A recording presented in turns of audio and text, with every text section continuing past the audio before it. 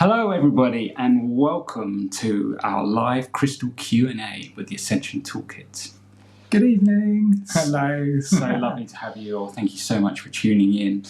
If you're not familiar with us individually, if you just work with us, just have come to us through the toolkit rather than our own individual things, my name is David Esri. I'm Tim Wild. We are the creators of the Ascension Toolkit. We're really looking forward to the opportunity to just connect with you guys tonight, talk to you a little bit about our exciting news that we've got, and then really dive into some of your questions about crystals. And there have been a lot of questions. So first of all, thank you so much to everybody that submitted a question. There has been an amazing number of them. Unfortunately, more than we'll get through in one night, but we are reviewing them as well. And, as I was just saying, we can make updates to the Ascension Toolkit to add more stuff in. And we want to do this more regularly anyway. So we do. We'll come back and round out and things. Because this is the joyful part of it, where we get to interact, and we, like David was just saying, we get to review almost where everybody is and get an idea and a bead and a perspective on the questions that are being asked, the energies that are floating around, the way that they are affecting each and every one of us, really. Oh, nearly went off. It's a live recording, anything can happen. So that's kind of where we are with it. And we have had so many questions tonight that we probably aren't going to be even able to get close to answering all of them. But what we would like to say is that there are quite a bulk of questions that can actually be answered by the crystal module that we are introducing tonight. So it's what we've done is we've picked the questions that are going to be actually have really affected both David and I on our Ascension pathway, things that would not normally be answerable via a textbook or any other means. You have to personally experience them yourself. So that's it. So we're going to dive into your questions very, very shortly. We just want to talk to you very briefly first about our exciting news, because we're really, really thrilled to be able to announce, as Tim says, that we are now releasing our second module to the Ascension Toolkit, all about crystals, unsurprisingly. So a lot of you, thank you so much, have purchased the main module for the Ascension Toolkit, which was all about energy, what it is, personal energy management, the ascension, and kind of everything that you really need to know to become a master of your energy. So thank you so much to everybody that's signed up, and for all the wonderful feedback that we've had. It's been amazing. So thank you for that. But our goal with the Ascension Toolkit was always to create, as we say, these modules. So the idea is that we can create little individual releases of different types of content about different subjects. And then you guys can come on and you can pick and choose what it is that you want to learn about and just grab the modules that you want. Yes. So, as I say, we've got the existing one about energy management, and we are very excited to say that by the end of the session tonight, we will launch it officially. At the end, we have a new crystal module available. We'll be pressing the magic button. We will be. That's it. That's the exciting part, isn't it? That's it. It's all live. I love it. So the way crystals is something that Tim and I are both very passionate about. I mean, we're sitting here both with one in our hand again. We absolutely love them, and our experience has come for both of us individually very much through a life experience, this time working with them intuitively and learning and practicing, and through past life knowledge, particularly from kind of Atlantis and other eras that have inspired us, and memories of how they were used in the past. And what we wanted to do with this Ascension Toolkit module is really kind of break down the kind of, I guess, some of the misconceptions, I think, about crystals. The complexities. That's a better way of saying it. Thank you, Tim. Because I think, a lot of people do approach it from, it's quite a complicated way, and you have to have all this training, and you've got to do all these different things and stuff like that. Paper for it. Yeah. But you know what? The biggest crystal masters that we have on this planet are children. Yeah. And you know what? And the reason why is because they have no rules. They don't play by a playbook, and they just use their intuition. They do. And they're just guided through it. They just pick them up and they do whatever they feel like doing with them. And that is the ultimate premise behind working with crystals. And that's what we're kind of really trying to instill throughout this process. The module kind of includes a lot of information, about what crystals are and the history of them in Atlantis and stuff like that, and some of the common uses of them. And we include some guidelines on how to do them, how to grid them, how to program, how to record, all of these different really useful, how to cleanse them, all these really useful kind of day-to-day stuff. Yeah. But ultimately, the most powerful thing you have is your intuition. And just tap into your third eye and away you go. That's it. And rock and roll. That's it. And really learning to trust, as with everything, crystals is exactly the same. Exactly the same with the personal management stuff, with your living your day-to-day life, living your ascension process, whatever it is that you're doing. It's just about following your own guidance and learning to trust yourself, and then just really practice. Just do that. And the more you work with crystals, the more in tune that you will become, the more you will flow. That's exactly it. Now, simplicity is key. Okay, what you will notice for those of you that embark on working with the module that David and I have created is that we have taken what can be very complicated subjects because it can seem overwhelming. I mean, if say for the sake of example, you walk into a crystal shop, you will be almost overwhelmed by what you are presented with. How do you choose your crystal? What are you being guided to? Or what colour does what? What name is this? What meaning is that? And ultimately, the way we're looking at it is that there is very little relevance into overcomplicating how you work with crystals. So David and I are explaining what I have found and what David has found to be the easiest route to working with them, based on not only what we have learnt during this incarnation, but what we're also recalling from our previous incarnations. Because a lot of the crystal memories that you and I have, all of us together, will be based from Lemuria, because a lot of you were crystal masters in Lemuria.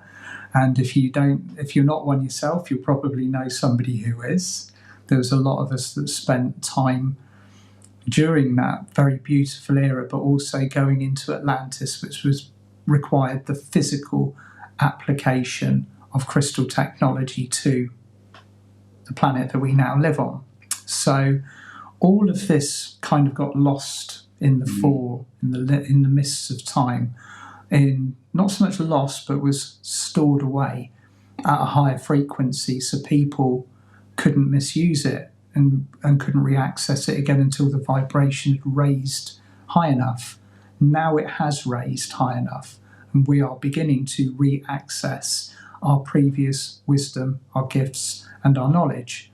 Now, the key to that is working with crystals. It's as simple as that. When we extend further into the higher realms than we would be able to do normally, we give ourselves a huge advantage. And as Saint Germain said in that quote, which I'm going to read again for those of you that probably joined a little bit, I'll just repeat again what Saint Germain said about crystals to me in 2014. And it was wonderful to see that he's joining us tonight. This is the card that David and I put. I've always got to get it the right way up. There you go. Transmutation, but just the fact that he is joining us tonight. And the words that he said were, without crystals, the ascension process of Earth would be 10 or more years behind its current trajectory. So crystals are as essential to light workers as the sun itself, and they provide human souls with the capacity to reach further and higher than their vessels should allow. So that means that we are still in limited form, but we have the ability to reach higher because of the assistance of crystals. So crystals are an anchor point and an expansion for all divine energies coming in from the cosmos. And this includes all the illumined beings of light from the higher realms. So he said it all in one paragraph, that without he's not saying that we wouldn't have made any progress without crystals, but they are here to give us a huge advantage. We are physically working with them in the way that we are in order to move as swiftly through this particular period of time as possible. Interesting stuff. Fascinating, isn't it? Yeah.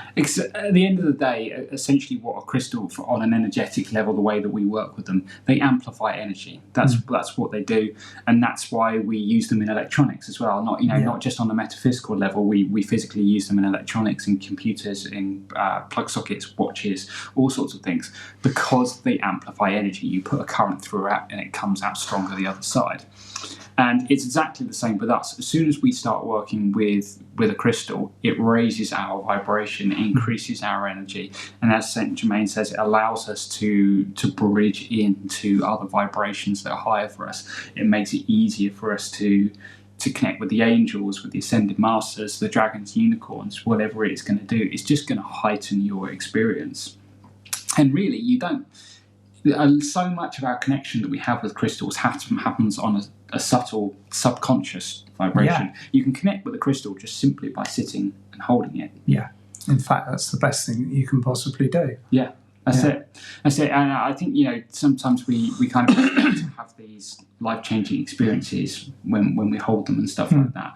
And it's often not the way, we don't always have a massive feeling. Like we were talking about this before we started, and it's kind of in relation to someone's question, so we might round back on it later. Yeah. But this particular crystal that's my absolute favourite that I always use, if I sit and hold it, I don't generally feel that much from it. I don't have like this crazy, some epiphany. People, some people say they pick up moldavite and they have heart palpitations and all of these different things. When I hold this crystal, it doesn't blow me away or anything like that. For a fact that if I sit down and write without it, and I sit down and write with it, the difference in the quality, the quantity, and the ease that I receive information is vast.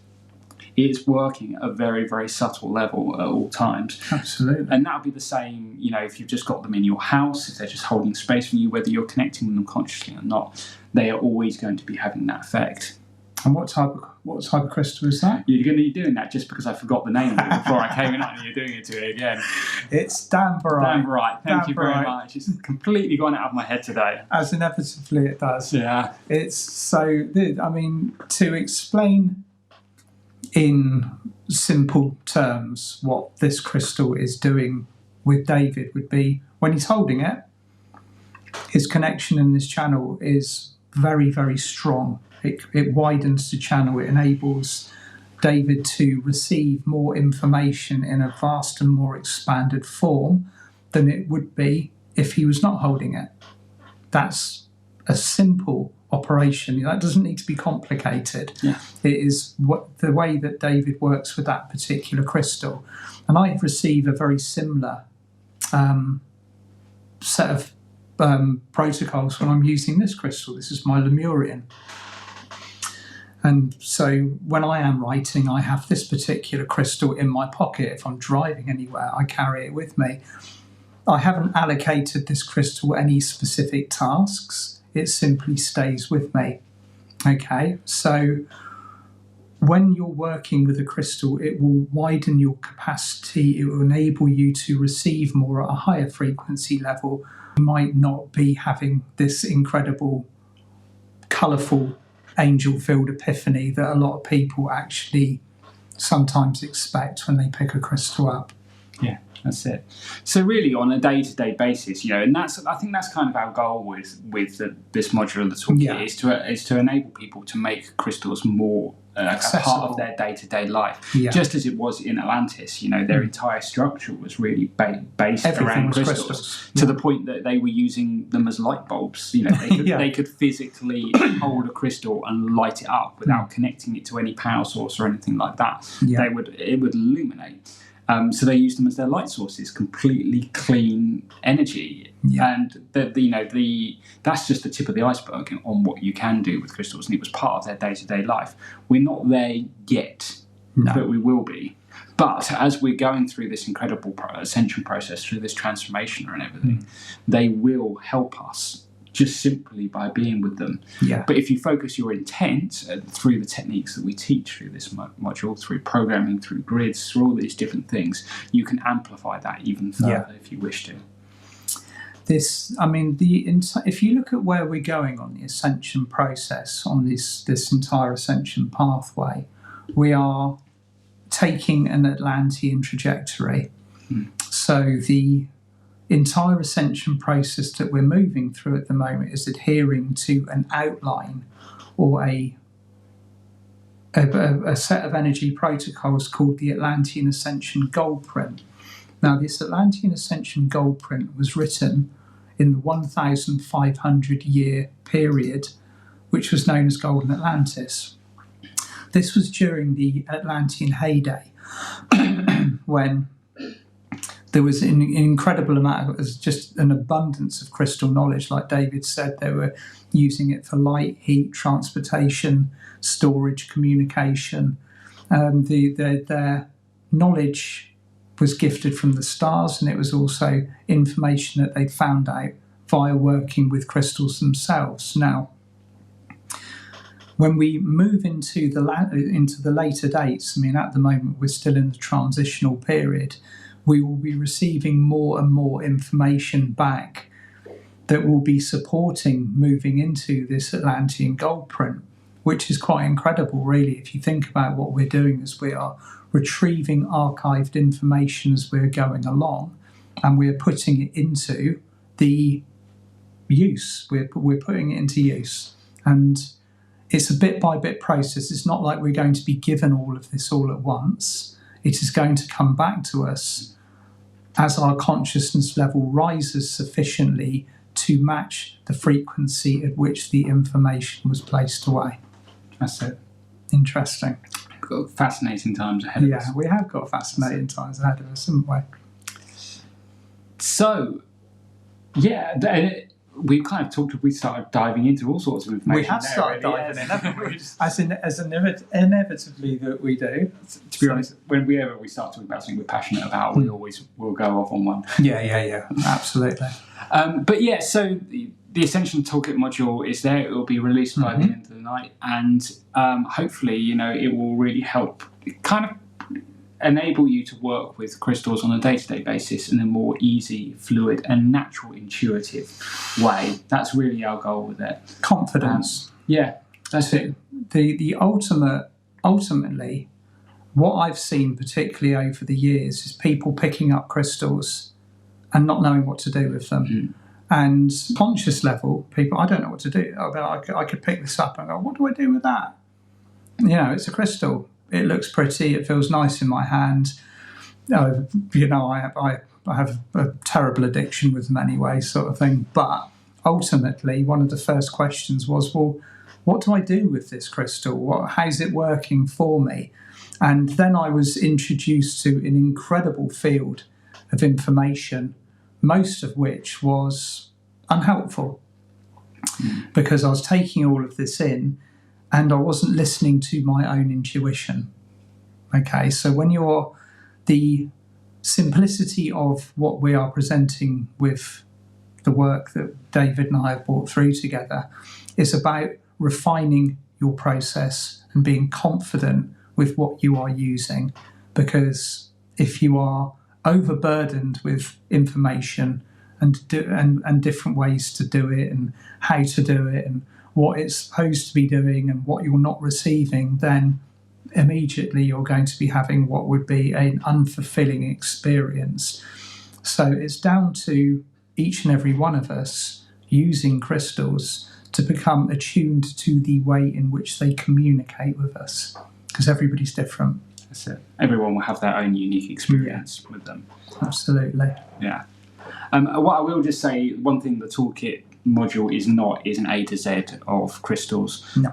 because there are tons of resources out there that are absolutely fantastic. So if you want to dive into the specific properties for particular crystals, there's loads of really great books. There's online resources for these Crystal things. Bibles, and what each type of crystal does, whether it's Atlantean, whether it's Lemurian, whether it's this is where things become very heady, I find. And energetically, it's for me, it's always detracted a little bit from the process of just using the crystal and tuning into what it has, what gifts it has, what information it has, what companionship. In many cases, people connect with crystals and they find a friendship because the crystal has connected them to a source of energy or light which they were struggling to tune into previously. And sometimes that's exactly what we need. That's it. Should we dive into some questions? Let's We'll round back dive on into some toolkit questions. again a little bit at the end. Cool. Yeah. So should we just start at the top of the list? We've highlighted a number. We will see how many we get through tonight. But there's some amazing questions here, so we'll try through as many. Brilliant ones, actually. Yeah. So this is an interesting one. How to remove old programming from a crystal and how to program one. I.e., if I purchase a crystal, what steps or actions should I make? Good question, and that comes from Henrika. Thank you, Henrika, for sending that in. It's removing an old programming from a crystal. If you've received a crystal and you want to remove the old program, you have to assume first that it might have actually belonged to somebody else who programmed it. Because consciously or subconsciously. Consciously or subconsciously. So in many cases, when you receive a crystal, the first thing to do is bond with it. Okay, so when you bond with it, you hold it, you attune it to your energy, hold it over your heart. I tend to spend a lot of time with crystals that I'm working with to connect with them as deeply as possible. But to remove programming, you would communicate specifically with the crystal diva, and you would ask for anything that had been put into the crystal previously that was not useful for you specifically, or below the benchmark of polarity, i.e. a negative or a dense vibration. And you cleanse this out with, say, the violet flame. You use the violet flame, or you call in Archangel Gabriel, or you simply use your words and intention to remove the program. Because once you are connected to your crystal, it will pretty much do what you're asking it to do.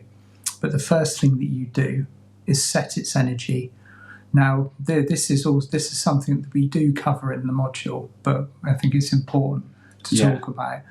When you get your hands upon a crystal, okay, that crystal is capable of receiving all of the information around it. So set it as a benchmark of fifth dimensional energy so that it no longer takes on lower frequencies.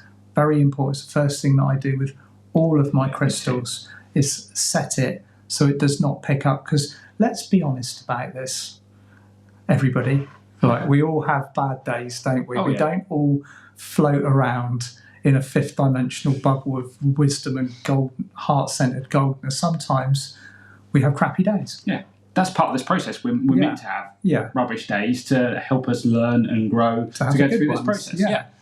So on those particular days, particularly if you might have trodden on a bit of Lego or been bitten by the neighbour's cat or something like that, and you have a sweary moment or something, you wouldn't want your crystal picking up that experience. So you just set the benchmark of energy. And then that crystal is serving you at fifth dimensional capacity. Okay. And that eliminates pretty much the requirements that you might feel that you need to have to cleanse your crystal all the time. Okay, so a lot of people, if you've taken your crystals, say, I mean, I travel through the airport with my crystals, but because I've worked with them and I've set them at a frequency, they don't pick up the majority of what you would not want them to pick up in an airport. They're fine, they're cool. Everything is still shining as brightly at the other end as it was at the beginning of the journey. And all you need to do is sit there with your crystal, with your eyes closed, over your heart, and you ask it to hold that frequency. It is so. You just literally say, from this point onwards, ask that you only hold an energy from a fifth dimensional frequency and above. Yeah. And if you are holding anything less, please let go of it. Yeah.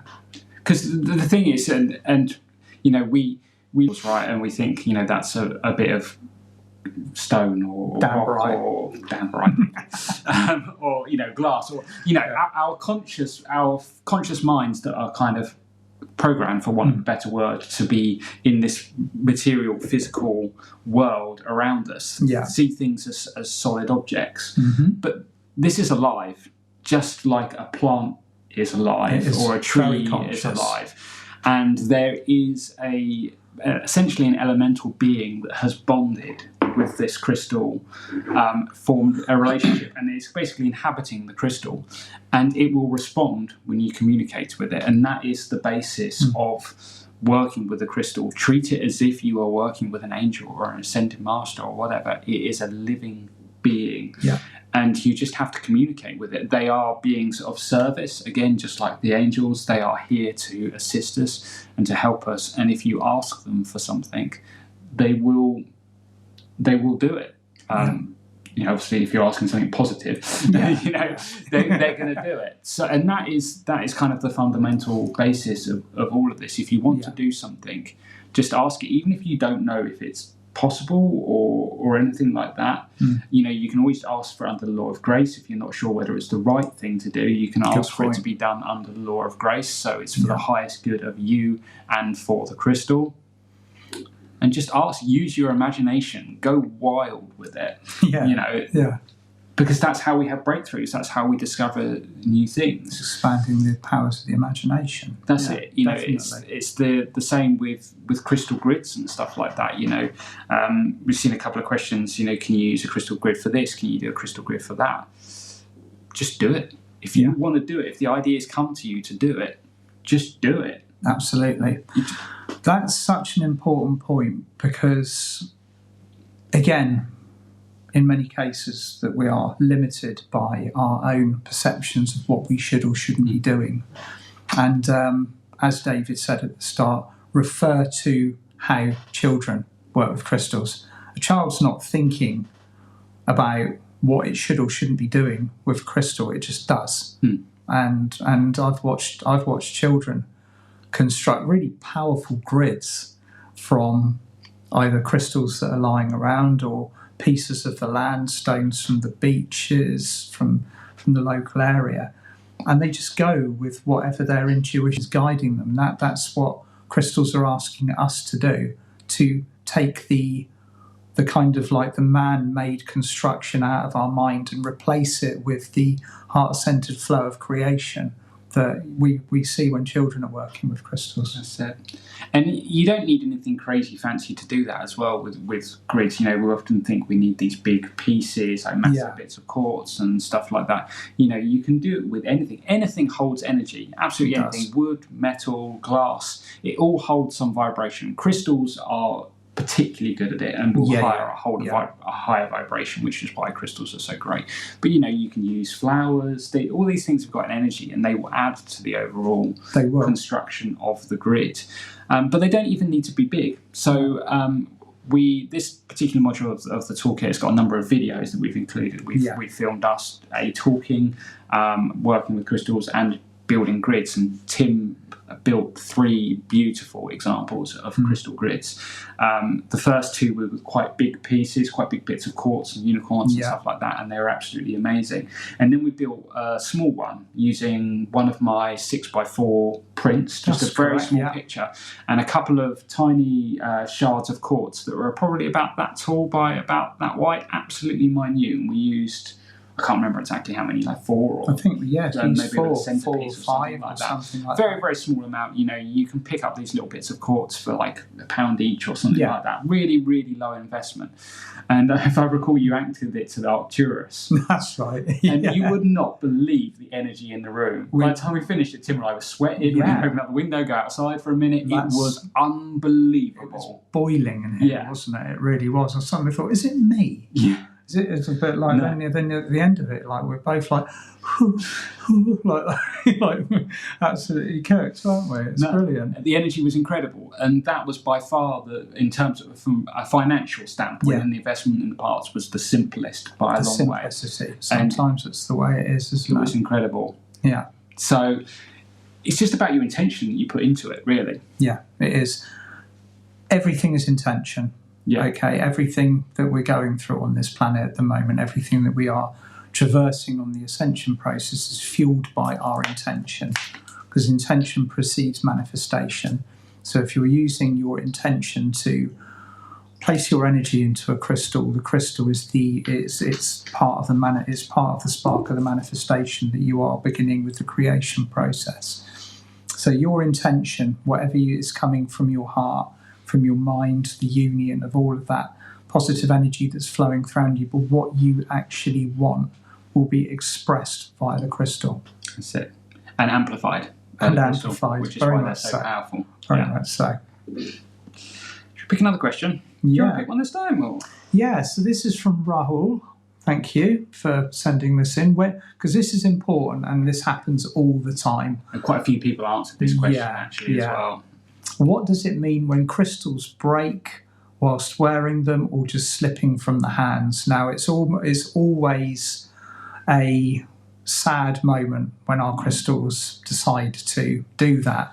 I mean, I've got multiple, like countless breakages in my crystal history, and one of the ones that I remember the most was I fell asleep while meditating. We've all done it, haven't we? You know, like, I'll just close my eyes and have a little meditate. And in actual fact, it's just an excuse for a nap, isn't it? And I had my citrine ankh, which I owned at the time, down my top because I knew that they do tend to escape. And I went out like a light, and I was out for about a good hour. And when I woke up, I was like, I forgot completely that the ankh was down my top, and it slipped down my top and it shattered into 1,000 pieces on the floor. No retrieval. There's nothing to be retrieved from this. It was just full breakage. And the information that I got was, yes, okay, I'd been forgetful, but these crystals choose specifically when they are going to go and what they are doing, okay? Our perception of crystals as being an inanimate object are very... that is an incorrect perception. They are highly conscious and very aware of what they're doing. And in most cases, the crystal will choose you. So it's choosing its pathway, where it's going to be going. And if a crystal breaks, in many cases, it's because it's the end of its contract with a person, okay, with you. Or it might have taken on an energy that was designated, which you would have received, but you didn't because the crystal took it for you, in which case sometimes they get so full up or there's nothing more that they can particularly do, and they break. So it does happen. It's sad. Sometimes things, you can't always rule out the law of accidents. You know, accidents happen. But in many cases there have been, people will say, this crystal leapt from my hand. It literally suddenly grew. It was like a Mexican jumping bean or something. And like leapt from my hand into the place where it broke into 1,000 pieces. And they do this. It's a conscious action. So it's the end of its contract with you if your crystal has done that. Don't think that it's something that you've done, because it won't be. It's something that has occurred in your energy fields, and most of the time it's because the crystal has taken it away. You would have received it otherwise. So they serve us in this capacity as well. Yeah, and if it is something you've done, it's because you've done something right. You have completed your mission that you and this crystal shared, and you completed it, and you no longer needed it. Yeah.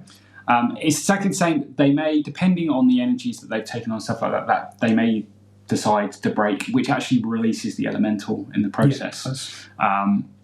Or you may just pick up a crystal one day and go, you know what, it's not mine anymore. It needs to go. It's moving on. And you find you need to have find a new keeper for it, or maybe return it to the earth or something like that, where it can go and rest and regenerate until maybe it's ready for a new mission at some point down the line. Absolutely. It does happen. It does happen. I think this also includes, and I've just seen Liz asking the question, what if a chip occurs on your crystal? Because we discussed this, didn't we, before we went live? Else asked that as well. It all depends on how big the chip is. Because you can have, say, my crystal and I might chip a little bit off the tip of it. It happens.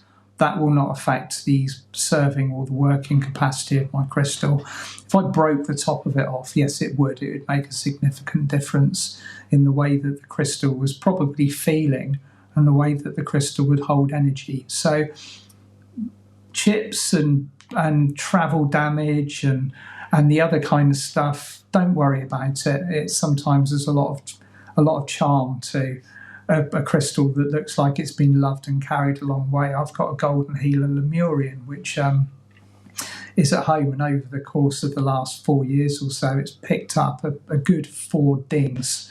And this is where it's fallen off the bed in the night, or I've dropped it. These things happen, and no, it doesn't affect the energy.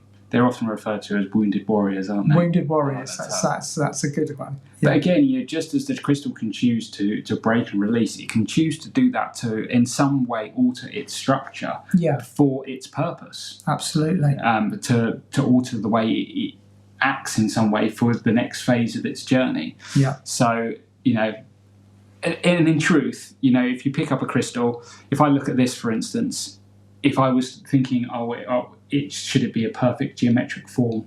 It's not. No. It's got grooves, it's got divots, it's got chips that happened when it came out of the earth, or even when it was still in the earth.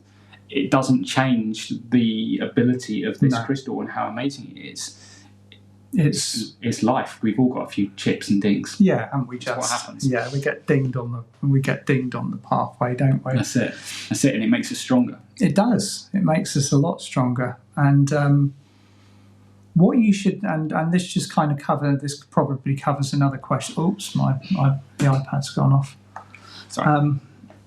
It also covers another question that has been asked: is what do you do with a crystal that's been irretrievably broken? I always put mine either at the base of a tree, in the ground, actually physically buried, or in flowing water. Mm-hmm. Okay, so there's and a lot of the time, just listen to what your crystal is asking, because it will ask you to not dispose of it, but lay it to rest in whatever way is most suited for it. I always find that running water, placing them in a stream or a river, and just allow them to cleanse themselves and just go about the next phase of their existence. Amen to that. Absolutely. I just want to tack on to the end of that. We had another brilliant question that inspired some conversations between us. Yes. From Kevin Sue, who said, I had a beloved amethyst one for 30 years, which also happens to be my 6-year-old grandson's favourite thing. Yeah. I recently dropped it and it broke clearly into 2 pieces. I glued it back together with a slightly broken heart and continued using it as before. But just the other day, said grandson came over, picked it up and separated again into 2, those same 2 pieces in his hand. I would love your insights into what this amethyst is telling us here, how best to handle the situation. Now, Tim and I were talking about this and saying about basically what we've just discussed without breaking it. But my wife, Leanne, as well, who is just amazing with crystals, like so intuitive with them. She really is incredible. Ninja. And if you follow my page, she's shared a few grids that she's built, which are just amazing, and we're hoping to do a bit more of that moving forward. And she said straight away, she clocked this brilliantly, it's hers and her grandson's favourite thing, and it keeps them splitting into 2. Right. it just feels right to me that was one bit for each of them. Yeah. Because it can share its energy like that. Yeah. One piece could be for your grandson and one piece could be for you, and then that bonds you and your grandson together as well. Yeah, absolutely. So thank you for Leanne for that insight on that one. That's a powerful insight as well, because, you know, in a lot of cases we think, well, it's broken now, that's it. But two pieces, sometimes that can serve just as well as one. Absolutely. Do you want to pick another one? Yeah. So I take my crystals, this is from Tonya, I take my crystals outside every morning and put them on the grass to connect with the earth. Is this correct for recharging them? Tonya, yeah, that's a beautiful, thank you for that question, because that is also, we cover this in the module. Recharging a crystal, when you think of crystal, think elements, okay? Earth, air, maybe not fire, but water, or chuckle in the fire kind of thing. But any wind, rain, moonlight, sunlight, they love it, absolutely love it. So put them outside so that they can regenerate. My crystals used to ask me to go outside on a full moon. They stopped asking me to do this about 4 or 5 years ago. And I suddenly realised that the crystals that I had around me didn't need recharging anymore, because they do that every time I run a Zoom event at home. So they didn't need to go outside and receive what they were receiving. I mean, occasionally they like to go outside in the sun and do bits and pieces, but if I moved my whole army out, it would take me about an hour to move them out and an hour to move them back in again. So I tend to just find that, like, kind of, you know, the residual energies.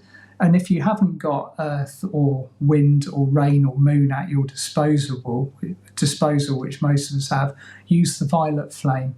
Give them a violet flame bath. Hold them in your hands, calling the violet flame, and just visualise your crystal being regenerated, being cleansed, purified, anything that you want. That's it. But if you use the approach that we were discussing earlier of actually programming it so that it can't receive anything below a fifth dimensional frequency in the first place, then actually you'll find that you really don't need to cleanse your crystals very often. Charging is slightly different, and they might still want like a boost with some energy flowing into them. We all like a boost. We all like a boost. But the only thing I will say, there are a couple of crystals that, and not many of them, but there are a couple that don't like particular circumstances. There's one that doesn't like the moon. And don't put selenite in water. Yes, don't put selenite in water. Amethyst and phased in the sun. That's an important one. Now, a lot of times over the years, we get a beautiful coloured crystal, like say an amethyst that's a really deep purple. If you leave that amethyst out in the sun on a regular basis, it's not going to retain its deep purple colour. It's going to become more lilac over a period of time, because the sun will naturally bleach those beautiful mineral infusions that have created the amethyst to go purple. So just be wary of that also. I find my favourites are moonlight and rain. Rain's a good one. Cleanse, rain's water, fantastic. Flow. When I went up to Scotland, I took my crystal skull with me to the lake and recorded my Friday update, and my skull wanted to go into the lock, so that's where it went. I like to go to the sea. Yeah. You've got one close by. Yeah, they absolutely love that. They do. Yeah.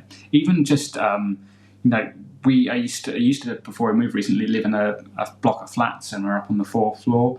And we had plant pots out on the balcony, and we used to, every now and then we'd have one that we needed to rest, and we would just bury them in a plant pot for a month or 2 months, however long they needed, to help charge them up. So just having that connection to the soil, whether it's physically in the ground or not, can still help. Massively helps. Yeah. Massively helps. They love it, basically. Yeah. Okay. On to the next what else we've got, shall we?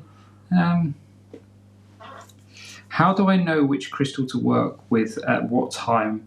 When you have several, is it okay to work with several crystals at the same time for different things? That's from Norma. Yes, absolutely. Again, come back to your intuition. You will know. Like if you have a whole shelf of them, for instance, and you go and you stare at that shelf, there will most likely be one in particular, or two, or three, or however many that are jumping out at you. Yeah. They, for whatever reason, it will be like they're standing out. Maybe the light's hitting them, or whatever it is. You will know intuitively. You will just see those, and work with those. Yeah. And then next day, do the same thing. It's kind of like dowsing, really, but you're just using your intuition. I mean, you can douse, absolutely. Yeah. It's a perfectly viable way of doing it. But yeah, you can work with as many crystals as you want to. Yeah, you can. You can have a house full of them, or you could have just one or two that are very close to you. There's no. Again, this is where the rule book kind of gets torn up a little bit, where you might imagine that your life will be kind of enriched by a house full of crystals. And yes, energetically it probably would be, but you wouldn't necessarily need them. You could get through your working spiritual day doing what you need to do with a piece of quartz, a crystal skull, or anything that you are drawn to. So again, use your intuition. I mean, we do kind of tend to go on what we call like crystal rampages, where it's just like, you buy one and then the rest come to join them. They do have a tendency to call a tribe to them, don't they? So if you've got one, they'll start calling other crystals to come and join them, and that of course is a very, very powerful process. And you then have a house eventually full of crystals, but it's not a necessity. Okay, you can get by with very few that you have dedicated your process to. Yeah, and if you can't have loads of crystals, I would say the one thing to get is a single piece of quartz. Yeah, it doesn't matter. It can be a tiny little tumble like that costs you 50p or whatever. Yeah, that one crystal will do absolutely anything that you want to do. Yeah, for me, quartz or some variation of is my absolute favourite crystal. Yeah, because it's like a blank canvas. You can program it to do absolutely anything you want. No matter what energy that you want, you can store into it, and it's just like a perfect baseline. You can do anything you want with. So you could just have one tiny tumble, and 365 days of the year, you call in a different energy to it every single day, and it will still cope with that. Yeah. If you want a piece of emerald, you can call in the energy of emerald to a piece of quartz, because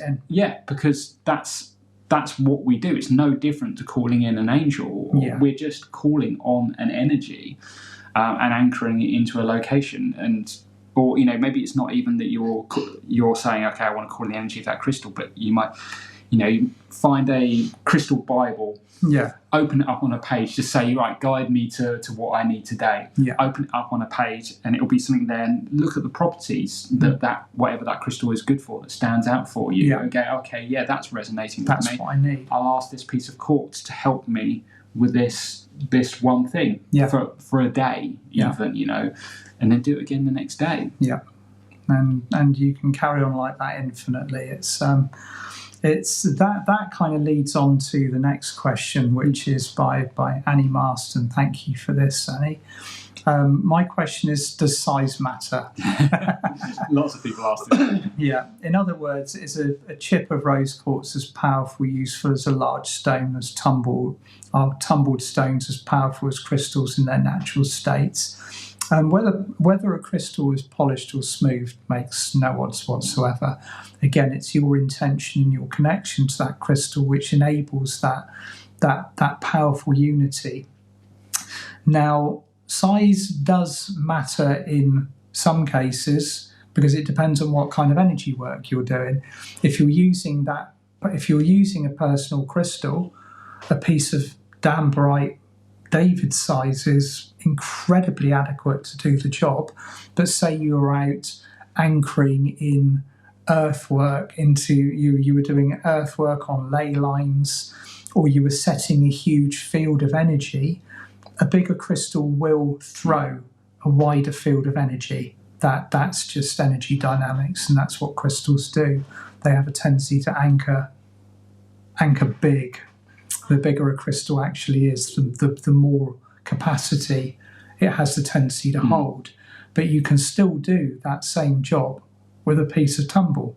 Yeah. So it's all about what you are going to be using those crystals for. So size does matter, but it also doesn't. So you don't have to have a huge crystal to make you super duper effective and crystally and powerful. You can do just the same work as you would do with a big piece as you could do with a small piece. It's all relevant depending on what you are using the crystal for.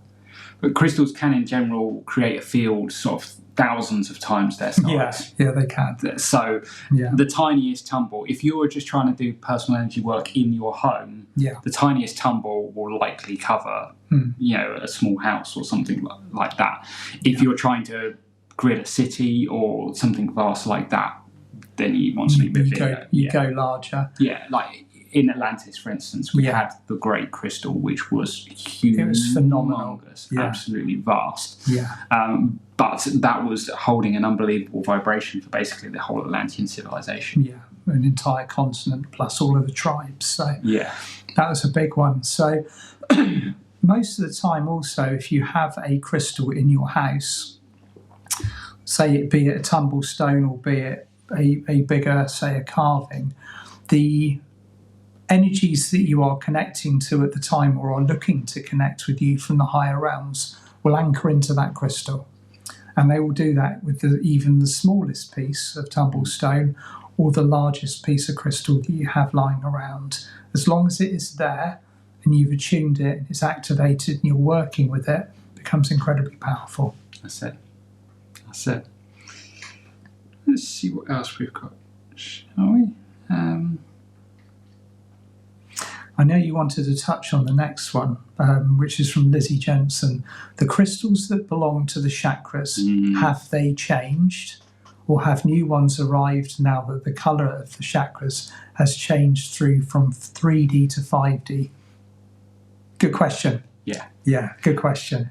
Essentially, if you go into a lot of crystal shops these days, they are still selling chakra packs of crystals, and they will be coloured to the colours of the old chakras. System. And there'll be 7 of them. So they are designated. They've essentially been programmed because they've been created for that or put together for that purpose. They are essentially programmed to work with 3D chakras.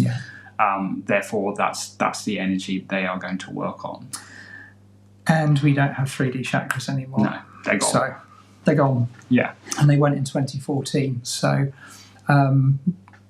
I'm always kind of a little bit, I've got a Libra moon at the end of the day, so I kind of tend to sit on the fence a little bit. But Diana Cooper is a lot more, if you're using the 3D chakra colours, you're keeping yourself in a third dimensional energy, which over a short period of time isn't necessarily a bad thing, but it's also still holds those old blueprints. So we do need to be working with the expanded chakra system, because that's what we are now. It's not anything apart from simple energy dynamics. That's who we're working with now. You've got some good crystalline advice for working with the chakras, don't you, David? Yeah, I mean, I'll come back to my quartz. Every day of the week, I'll come back to quartz. If you've got any question about what crystal to use for what, I'm going to say quartz, to be honest, every single time. Quartz. Yeah, quartz. Yeah. If you want to work with crystals specifically with the 15 chakra system, get 15 pieces of quartz and attune each one to the vibration of that chakra, or perhaps to the Archangel that assists with the development of that chakra would work nicely as well. Mark them up in some way so that you know which one's which. Remember which one's which. That's it. Or just keep them in that order. But you can just use quartz for them. Tim did write, I think it was actually a meditation for it. There's an article on his website if you search for, I think probably 5D chakra crystals or something like that. Yeah, that's right. If you go into my website, www.timwild.com, I've got a meditation that I recorded when I was coming back from a workshop in, where was it? Do you know what? I can't remember where it was. It was somewhere hot. I think it was Crete or somewhere like over in that direction. And I sat there and I recorded this meditation outside this church. And each of the crystal names was attributed to each of the chakras. So if you want to find that, it's in www.timwild.com. It'll be in there. Just put Archangel Chakra Jewels. That's the one. Yeah. Archangel Chakra Jewels. So these are the kind of the energy of the jewels that have been associated with the fifth dimensional chakras. But as David said, you can do this with quartz. In fact, you'd probably find it a lot easier to do it with quartz because you don't have to kind of go through the process of picking. Again, that then turns into head stuff. So you just use each of the energies for the chakras with the quartz and it will align with it perfectly. Yeah. Also, if I recall, I think a lot of the chakras on that were unobtainium. Yeah, they were. They were. So it says I think it was, I got given pink diamond for the heart. You know, who's got a pink diamond? I know I haven't. And the sapphires and emeralds and golden beryl and and other unobtainium. Yeah. Unobtainium. Yes. Okay. I'm going to go to the bottom of the list because we're working down from our top, but let's both come at it from different directions, shall we? This is an interesting one. This is from Cheryl. I've read some stuff about fake crystals of late. There, and what would they be? Man-made like goldstone or heat-treated? Are they not as effective? Sorry, can you read that again, David? Yeah, of course. I read some information about fake crystals of late. Are there, and what would they be? Man-made like goldstone or heat-treated? Are they not as effective? Good question. It is a good question. Because there's all sorts of stuff. A lot of citrine, for instance, has been heat-treated. It's been heat-treated. It's basically just amethyst, and it changes colour when you heat it up. And they call it citrine, as opposed to natural citrine that is pure as it's come out of the earth. But it doesn't look quite so fancy. Yeah, it doesn't look quite as fancy. There's lots of things where crystals are being melted down and combined together, so they get lots of cheaper pieces, like rough little tumbles and stuff. They melt them down, combine them into something bigger. There's lots of kind of man-made obsidian type stuff, which is more like glass. There are all sorts of things. Whether you want to call them fake or not, I will leave up to you. As I said earlier, everything holds a vibration. Everything can hold a charge. Now, I've worked with crystal skulls that are basically not crystal, they're glass. And although they weren't as responsive as a quartz skull, I still could feel a flow of energy. The quartz, the silicate, still holds a charge. So it's almost as if you have to maybe imbue your consciousness onto a man-made crystal a little bit more so than you would do if it was already actively created and conscious from the earth, if that makes sense. Yeah, absolutely. But at the end of the day, come back to your intuition. If you see a crystal and you are drawn to it, it doesn't matter whether it's man-made or what. It's meant for you. Yeah, basically. Exactly. You can be drawn to a piece of cedar as opposed to a piece of oak because the cedar carries an energy and you are drawn to that. It's not a crystal, it doesn't hold as much of a vibration as quartz, but it still has an energy that you can be drawn to. Absolutely. It's exactly the same. Yeah, it is. And they can still be beautiful things. We're talking a lot about working with crystals on an energetic level, but quite frankly, they're gorgeous things. They're just nice to have around or nice jewelry and stuff. Yummy. If you're drawn to it for whatever reason, it's meant for you. Doesn't matter. That's this that tells us that it's not real. This tells us what it does. Absolutely. And I've just seen in the comments a lovely lady putting up that the place that I recorded the meditation was Church of the Archangels in Cyprus, in Kiti in Cyprus. Now, I don't know why I forgot that because I usually always remember it. It's because I'm trying to retrieve the information while I'm talking about something else. But so it's the Church of the Archangels, and the Archangels came through very strongly with the chakra crystal meditation. So amazing. Yeah, that's quite a visit to that church, but that's a story for another day. Okay. So I'm going to look at Margeith's question here. How can I feel the energy of the crystals in my house? I don't feel a different energy after charging my stones, so I don't know if they're working. Good question. Now, we've looked at this. We cover this in the crystal module, and we've also been discussing this at length over the years, that everybody's personal connection to a crystal will be entirely down to how you connect with it.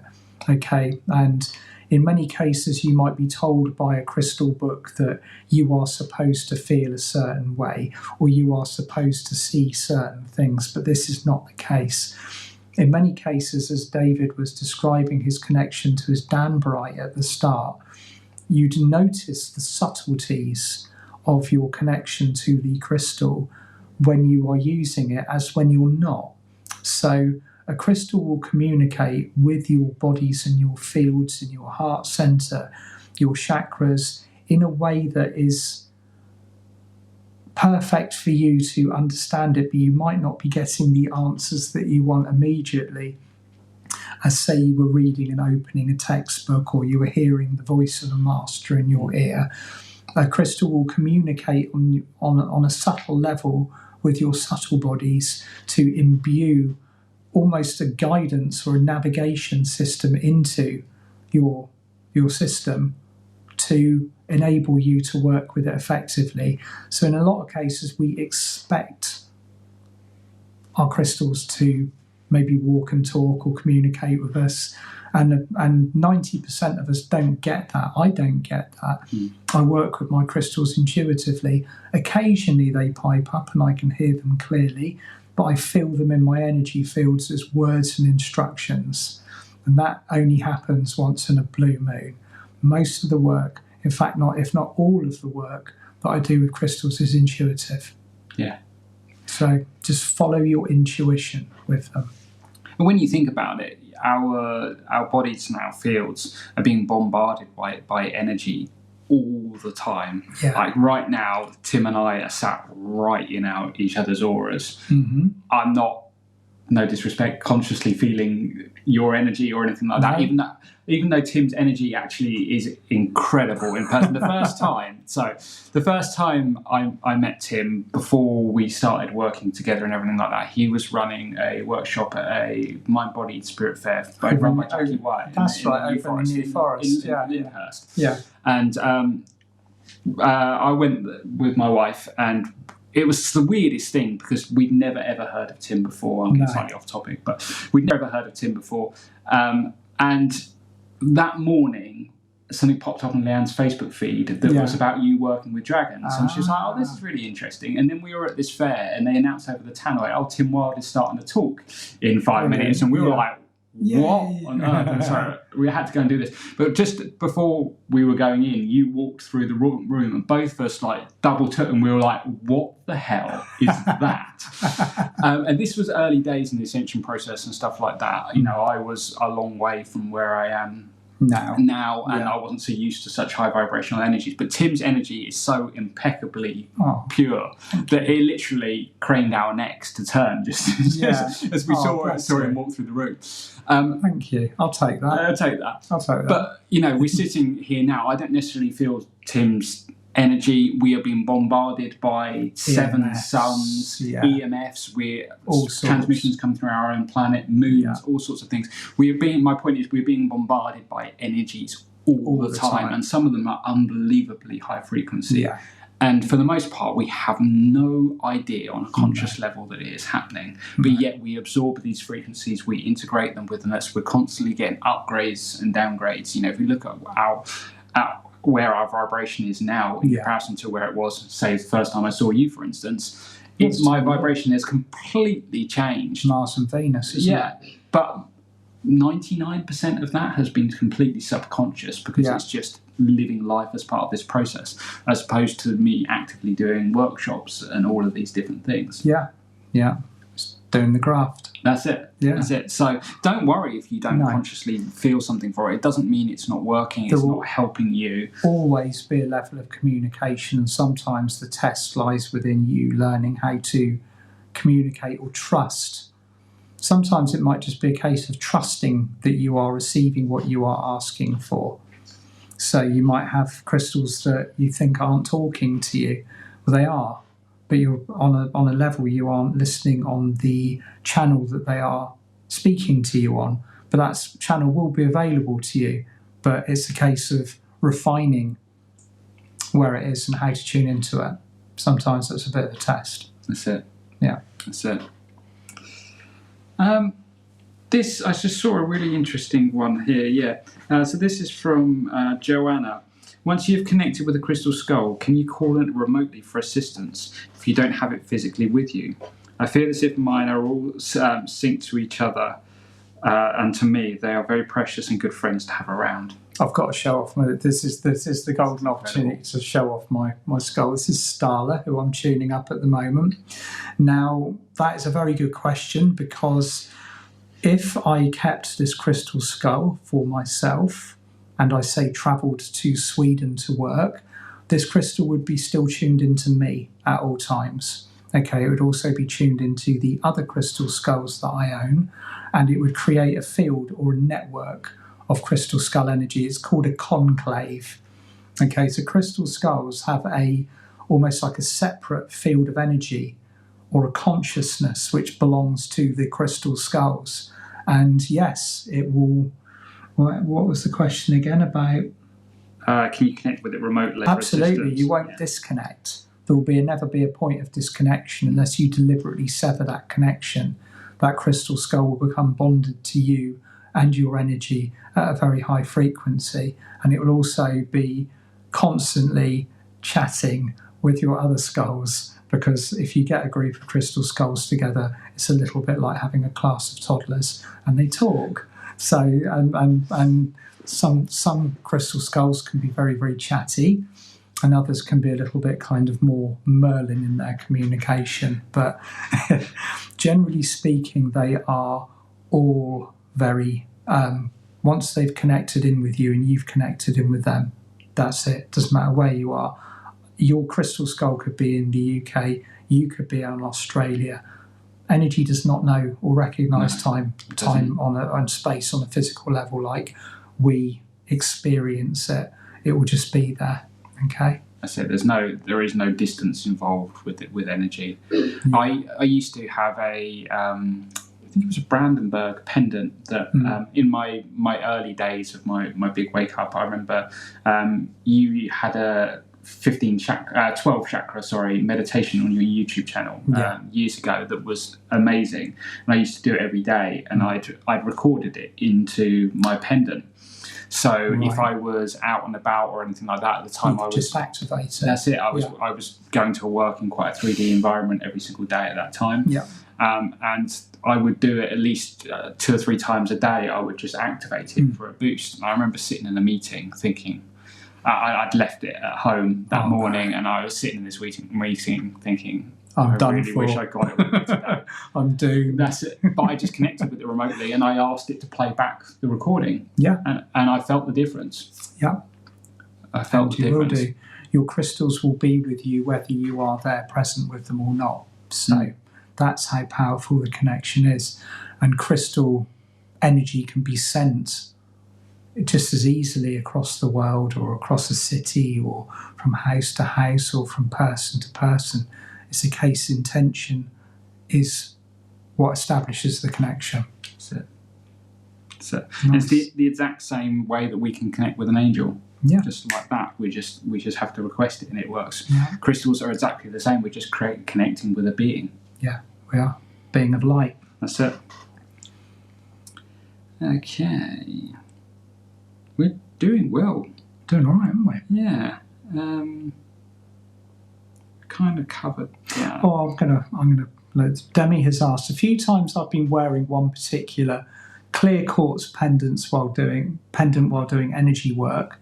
The crystal became quite hot to the touch and dropped off the chain. What might be happening? Am I in danger of harming the crystal? No. My crystals get really hot when I'm working with them. And heat within them is a sign that the light is moving through the crystal. And if you look at, I mean, I'm going to get a little bit technical here. If you look at this piece of quartz, this quartz exists in multiple dimensional spaces simultaneously. The physical version of it I'm holding in my hands here, and there's versions that go all the way up the dimensional ladder, right up the way to, good old number 12, very, very high frequency, pure light. And when a crystal begins to get hot, it's because the physical version of it, the molecules are moving because they are receiving energy and generating heat. And if you, on a 3D level, if you put pressure on a crystal, enough pressure, it glows, it lights up. I mean, the capacity that we have for crystal power later on in our ascension process is vast. It's science fiction to our minds at the moment. So your crystal heating up is a sign that it's working with you in harmony with the bioresonance of your body. Okay? Brilliant. Thank you, Tim. This is a good question from Gabrielle. Is every crystal active at once, or is it needed to ask and bless it before using? Good question. Yeah, you had a brilliant answer for that earlier, didn't you? Yeah. I've been working and programming and programming crystals since 2012, 2013. And now there was a point in 2014 where all of a sudden the crystals that I was receiving to work with and to program, I suddenly noticed that the process that I had to go through to activate the crystal, I no longer had to do it. It's almost like I picked the crystal up and it worked. Okay, it was conscious. It had all of the information and the energies that I wanted to put into it instantaneously. So there was a point at which we went through, and I think it was in 2014, where all of the crystals on this planet became super active. It's almost like someone flicks a light switch. We went through the first 2 years of the ascension process, and the vibration and the frequency of our planet rose so much that all of the crystals came online, and I'll say that in inverted commas. So your connection to your crystal will be very personal to you. You attune it to your energy, but your crystal is already active, it is already conscious, it's already aware of its surroundings and what it is doing with you. It's not a dead lump of rock. Okay? Brilliant.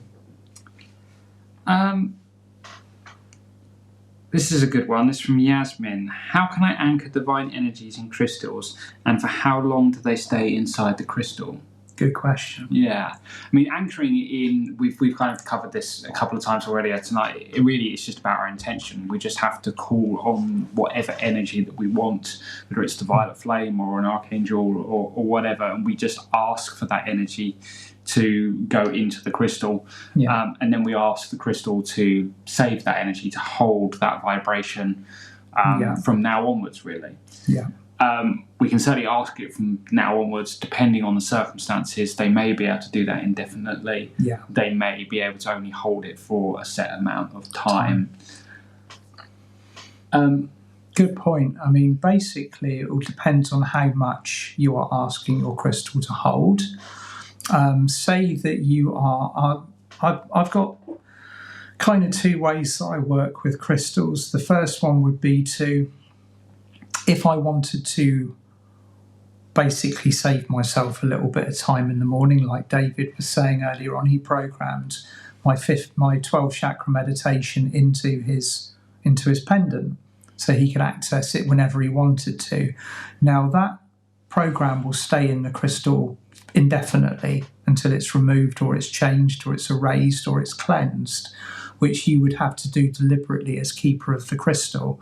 Whereas if you are anchoring in energy, say I decided I wanted to anchor in the new highest version of the gold ray of Christ that was coming in, I would do so for my crystal, but it would only hold that field for as long as I was kind of attending to it or asking it to hold that program for, because obviously the gold ray of Christ is a vast cosmic energy. you are anchoring a facet of it into a crystal and asking it to perform a action, a purpose. So it will do that purpose, and unless you keep kind of maybe going back and refreshing it, it might just decide that that's time to stop anchoring it in. But it's also worth noting, while I'm on this subject, that in many cases that if you have an active crystal in your house that you are attuned to and you are working with energies anyway, it's highly likely that you will become a focal point for beings of light that wish to connect to you and your crystal. I can remember one starry January night while I was lying. I don't know what had happened. I think I'd been woken up in the night, and I went downstairs and I was lying on my sofa in my lounge trying to get to sleep, and I had my large Atlantean Lemurian quartz with me, and I was just drifting off, and I was like, this is great. I could see the stars through the window and everything, and all of a sudden it was like somebody plugged me into the mains. I lit up like a Christmas tree, and I wasn't happy about it at the time either. I was like, no, I'm just going to sleep. How can you do this to me? And I kind of was tuning in with my eyes closed, and I could see these incredibly bright points of light coming in kind of at a 45-degree angle, and I knew immediately it was the unicorns. Like literally, I was like, oh, here we go. Every year, every January for about 3 years running, they'd come in and they'd connected with me just before Imbolc, and I wasn't getting any sleep, and they linked into my crystal. It wasn't specifically me that they were linking in and anchoring to. They were anchor pointing my crystal. So your crystal will become a very attractive place for a higher being of light to anchor into, and it will happen on a regular basis whether you know it or not, sort of thing. So amazing. Yeah, but I actually had to tell them to knock it on the head eventually, because I hadn't slept for a couple of nights. I just felt like I'd been plugged into the mains. It's incredible. Amazing. Yeah. You can bury that one in the forest. They can. Yeah. It's like, you're not getting me again. Yeah. Just back on the how long do energy things, how long can they hold it as well? I was just going to say, in my old flat that I was living in, the energies there were particularly challenging. They were. Yeah. And one of the things I did is I have a very small but very powerful Herkimer diamond, and I asked it to maintain a field around the flat in order to protect us and to try and keep the vibration as high as possible in the home. Yeah. And I programmed it with a particular set of energies and gave it a particular task that I wanted it to do. And it asked me, in order to maintain that vibration, it asked me to repeat the process twice a day for 21 days. And from that, it would then be able to hold the vibration. It did need topping up every now and then, but, like once a week or something like that. Granted, it was particularly difficult energetic situation that it was in. It was working hard. That place, wasn't it? It was. That place was I lived inside a challenge, shall we say. Yes.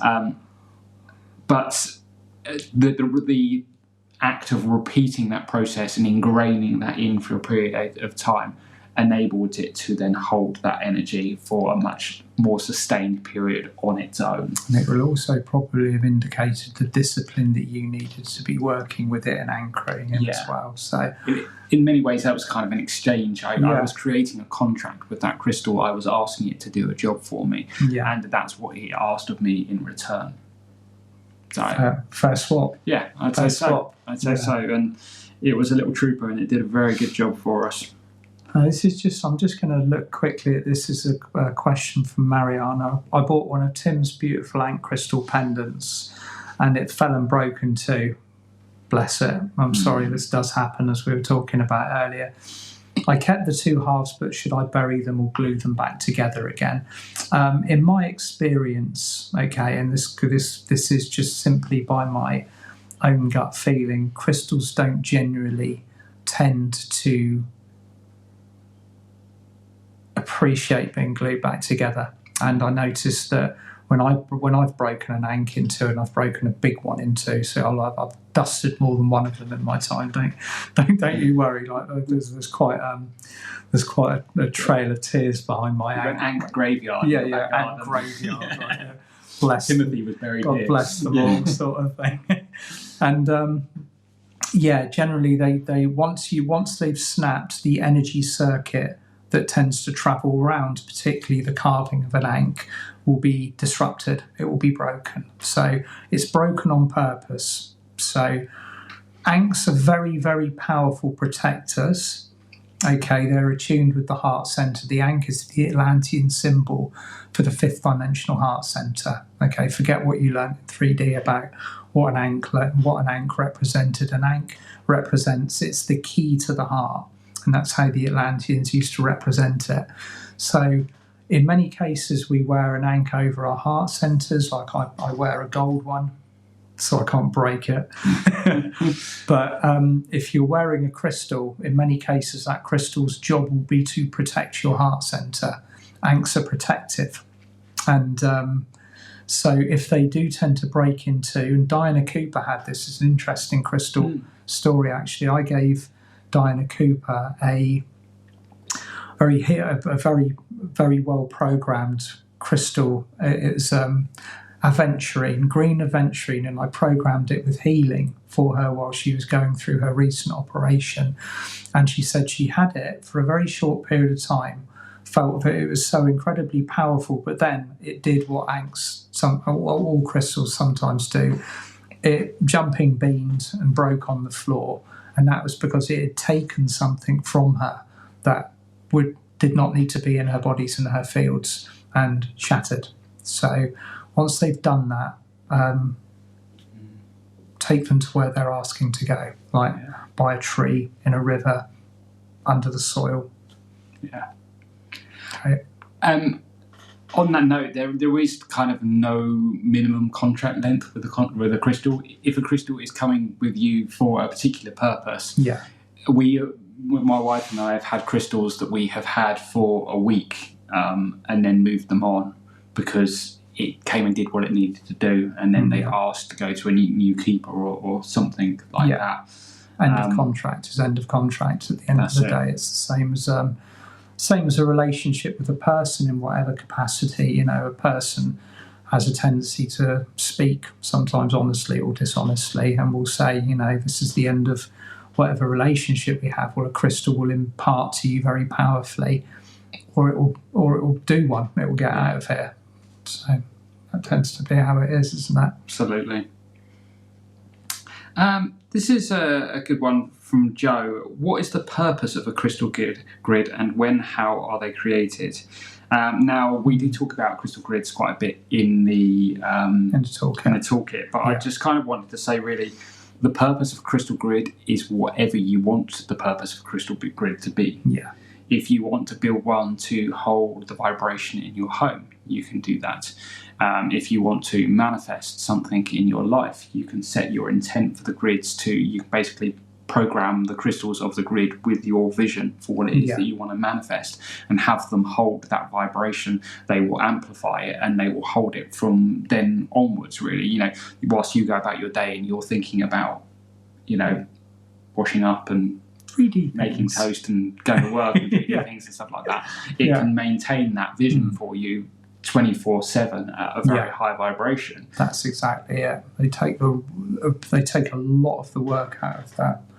What we're doing energetically, like, say for example, I am presenting or a talk at a hotel that I haven't been in before, and I want to make sure that the energy of the room that I'm speaking in or working in is clear. I'll make a grid within that room. I'll put a crystal at each end, north, south, east and west, and grid the space in between. I only need 4 crystals to do that, and that holds my space high, pure and clear.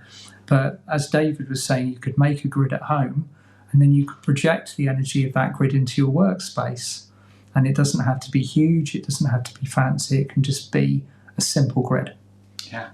I had that job that I was working in, I was saying I was working in that challenging environment. Yeah. What I actually did in the end was I had a set of drawers under my desk, and I got a little Tupperware pot that was maybe about that big or something like that. And I built myself a crystal grid in the Tupperware pot. Nice. I had a really little quartz skull in the centre, and just a few kind of tiny shards of amethyst and quartz and stuff like that. And I blue tacked each one down to the bottom of the Tupperware so I could move it around without worrying about anything. And I programmed it to set a 5D space around my desk. I was in the corner of the room, and I just basically had a little zone for me that was 5D, and I just asked it to clear anything that came into that space. So it was like a barrier around me. I could have done that at home if I wanted to, but it was quite convenient for me to do that. If you wanted to be a little bit more ruthless about your space keeping, you could have actually gridded the whole office. You could do. You absolutely could do. Because you can do that, but you can also grid it under the laws of grace so that the energies don't affect people who walk through that grid field unless they're choosing to be affected on a higher self level. But you can grid buildings from top to bottom with lots of lovely energy if you choose to do so. That's it. Should we do one more question? Yeah, let's do one more question. We'll see what we've got left that we've highlighted.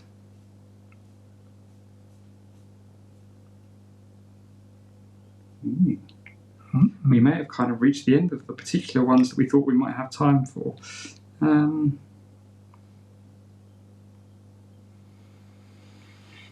Bear with us a second, just see if we can.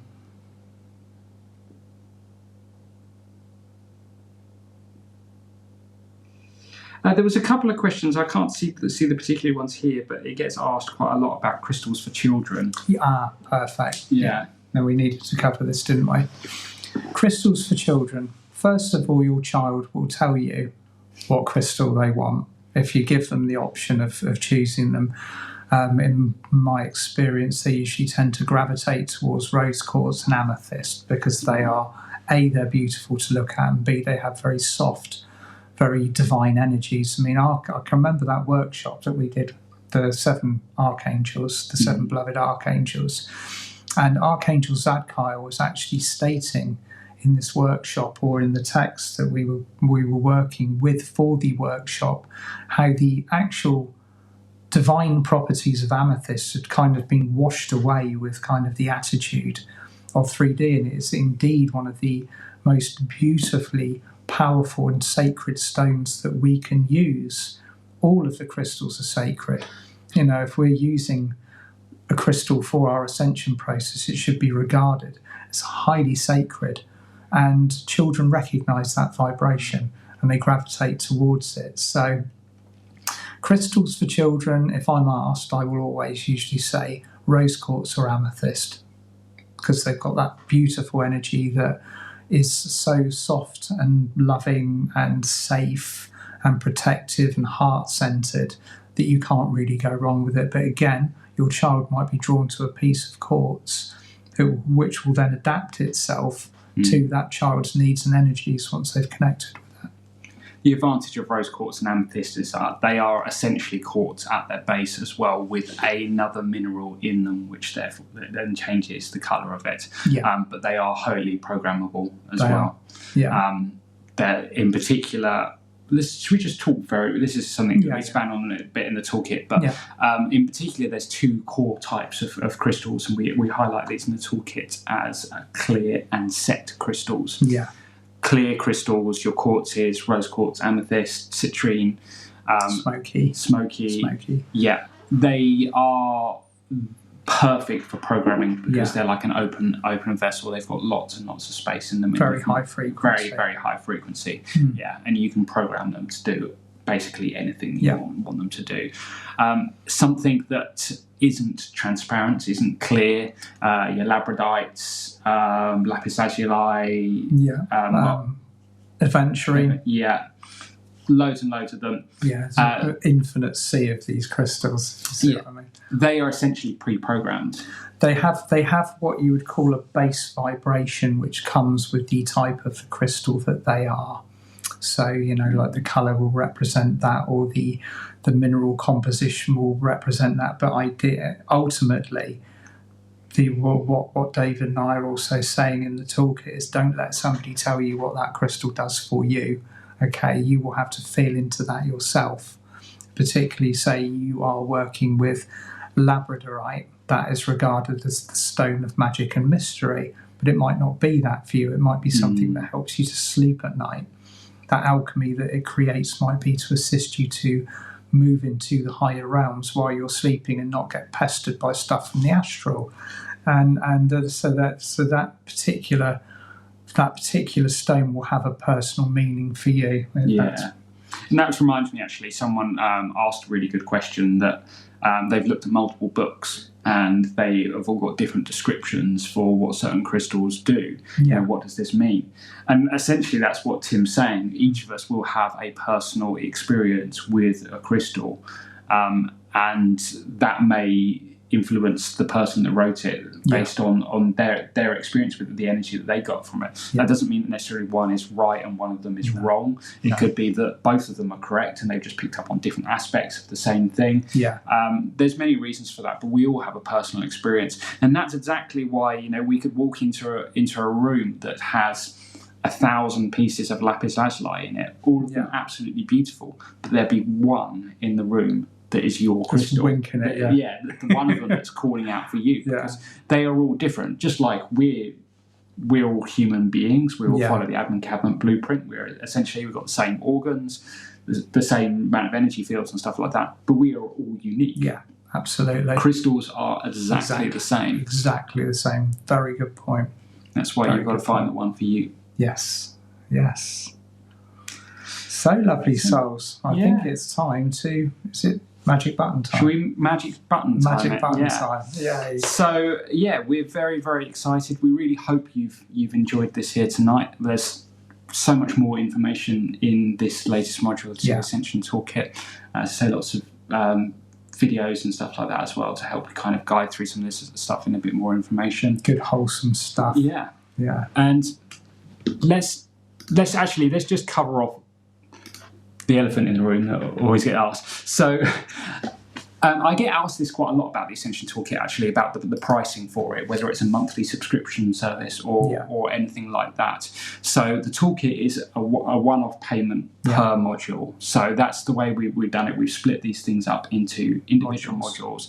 Each module has a price, and once you've bought that, that's yours. You can access that. There's no subscription, there's no monthly fees or anything like that. You get everything that you want from it. So this module, the Crystal Toolkit, is £11. It gives you lifetime access to absolutely everything. And we will be expanding on things that we might not have included in here at this particular time whenever possible. That's it. Yeah, because you know what it's like. You can always think of things that, I should have put that in. Yeah. But for now, this has got a beautiful amount of information in it. So that's it. Very happy with that. And we really hope you guys enjoy it. Yeah. And just like, if I can see the button around my camera. There you go. We should be officially live.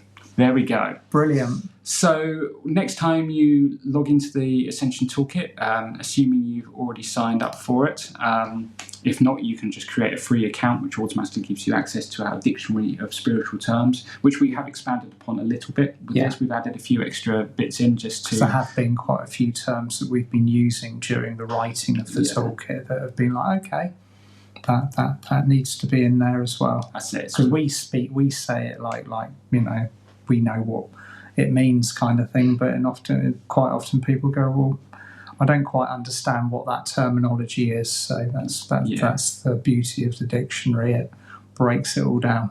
That's it, and we made sure as well. So if you haven't used like the first module, for instance, when you're reading through it, wherever we're mentioning these terms that you might not be familiar with, they're all linkable, so you can click on it and get a definition of that term to help you with it. So next time you log into the Ascension Toolkit, you will see working with crystals as available to purchase. Brilliant. Simply go through and you get instant access to it. We do hope you enjoy it. And I've just seen the question, will this conversation that we've had tonight be included in it? I was wondering about linking up I think so. to it. I think so too. Yeah. Include that back in. Yeah. It also will instantly after this be available on our YouTube channel. So if you search for the Ascension Toolkit on YouTube, the recording will be available. And Facebook? I think we should share it to Facebook as well. I think on Facebook as well. So it will be everywhere. Yeah, exactly. You can access it whenever you want to. Yeah, definitely. Thank you so much for joining us for this. This has been so much fun. It's been lovely. It really has. It's been great. Thank you, David, I look forward to doing this creating this space, and thank you all for joining us tonight. Yeah, and stay tuned. There will be more modules in the future. We haven't decided quite what the next one will be yet. What's going in the pot next? Yes, we will be back. Stay tuned. We will be back. And thank you so much for joining us. Lots of love to you all. So much love. Bye for now. Bye-bye. Bye.